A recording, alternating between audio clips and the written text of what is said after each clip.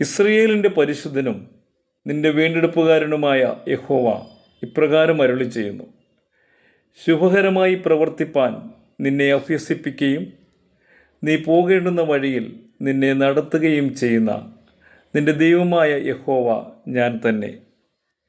യെശയ്യാവ് 48 അധ്യായത്തിൻ്റെ 17 വാക്യം. ശുഭകരമായി പ്രവർത്തിക്കണമെങ്കിൽ ഒരു അഭ്യസനം കൂടിയേ തീരൂ എന്ന് ഈ വേദഭാഗം പഠിപ്പിക്കുന്നു. പോകേണ്ട ഒരു വഴിയുണ്ട്, അതിൽ കൂടി തന്നെ പോകണം. അതിന് വഴി നടത്തുന്ന ഒരുവൻ ആവശ്യമാണ്. നടന്ന വഴികളും നടത്തിയ വഴികളും തമ്മിൽ വലിയ വ്യത്യാസമുണ്ട്. നടന്ന വഴികൾ എല്ലായ്പ്പോഴും സ്വന്തം ഇഷ്ടം നോക്കി, സുഖം നോക്കി, നമ്മുടേതായ ലാഭം നോക്കി, സൗകര്യം നോക്കി, കൂട്ടുകാരെ നോക്കി, മറ്റുള്ളവരെ നോക്കി നടന്ന വഴികൾ മാത്രമാണ്. എന്നാൽ ഒരാൾ നിയന്ത്രണം ഏറ്റെടുത്ത് കടിഞ്ഞാൻ പിടിച്ച് ഇതിലെ എന്ന് പറഞ്ഞ് മാർഗനിർദ്ദേശം തന്നു നടത്തുന്ന അനുഭവമാണ് നടത്തിയ വഴി. ഇങ്ങനെ നടത്തുന്ന അനുഭവത്തിന് ഒരു നിർദ്ദേശം ദൈവം വെച്ചിട്ടുണ്ട്. നിങ്ങളെ നടത്തുമ്പോൾ നിങ്ങൾ ബുദ്ധിയില്ലാത്ത കുതിരയെയും കോവർ കഴുതയെയും പോലെ ആകരുത്. സങ്കീർത്തനങ്ങൾ 32:9 വാക്യം. എന്താണ് ഈ മൃഗങ്ങളുടെ പ്രത്യേകത? കുതിര എപ്പോഴും അക്ഷമയുടെ പര്യായമാണ്. യുദ്ധത്തിനോ എന്തിനേറെ ഒരു പരേഡിനോ മറ്റോ ഒരുക്കി നിർത്തുമ്പോൾ ശാന്തമായിട്ടോ നിശ്ചലമായിട്ടോ നിർദ്ദേശത്തിന് കാത്തു നിൽക്കുവാൻ കുതിരയ്ക്ക് കഴിയുന്നില്ല.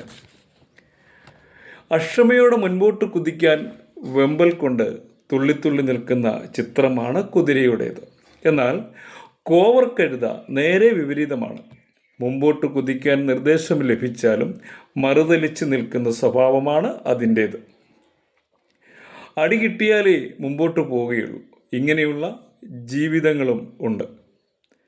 ദൈവശബ്ദം കേൾക്കുന്നതിന് മുമ്പ് കുതിച്ചോടുവാൻ വെമ്പുന്നതും എത്ര കേട്ടാലും മുമ്പോട്ട് പോകുവാൻ മടി പിടിച്ചു നിൽക്കുന്നതുമായ ജീവിതങ്ങളുണ്ട്. ഇവ രണ്ടും ശരിയല്ല. പൂർണ്ണ മനസ്സോടെ ഉടയവന് വിധേയപ്പെട്ട് നിൽക്കുന്ന ജീവിതത്തെ ഉടയവൻ പരിപാലിക്കുന്നത് എങ്ങനെയെന്ന് യെശയ്യാവ് 27:3 വാക്യത്തിൽ നാം കാണുന്നു. യഹോവയായ ഞാൻ അതിനെ സൂക്ഷിക്കും, ക്ഷണം പ്രതി ഞാൻ അതിനെ നനയ്ക്കും. ആരും അതിനെ തൊടാതെ ഇരിക്കേണ്ടതിന് രാവും പകലും അതിനെ സൂക്ഷിക്കും. ദൈവത്താൽ സൂക്ഷിക്കപ്പെട്ടും തണുപ്പിക്കപ്പെട്ടും രാവും പകലും സംരക്ഷണം ചെയ്യപ്പെടുന്ന പദവിയുള്ള ജീവിതമാണ് ദൈവം നടത്തുന്ന ജീവിതം. ഈ ജീവിതം നിങ്ങൾ ആഗ്രഹിക്കുന്നുണ്ടോ? ദൈവത്താൽ നടത്തപ്പെടുവാൻ നിങ്ങൾ ആഗ്രഹിക്കുന്നുണ്ടോ? ദൈവത്താൽ നടത്തപ്പെടുവാൻ നിങ്ങൾ ആഗ്രഹിക്കുന്നുവെങ്കിൽ ഇപ്പോൾ തന്നെ ദൈവകരങ്ങളിലേക്ക് സമർപ്പിക്കാം. അവൻ നമ്മെ കരുതും, അവൻ നമ്മെ നനയ്ക്കും, അവൻ നമ്മെ സംരക്ഷിക്കും. നമുക്ക് വേണ്ടിയുള്ളതെല്ലാം നൽകുന്ന ഒരു ദൈവമാണ്.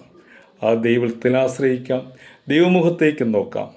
ദൈവത്താൽ അനുഗ്രഹിക്കപ്പെട്ടവരായി, ദൈവത്താൽ നിയന്ത്രിക്കപ്പെട്ടവരായി മുന്നോട്ട് നീങ്ങുവാൻ ദൈവം സഹായിക്കട്ടെ. Thank you. God bless you all.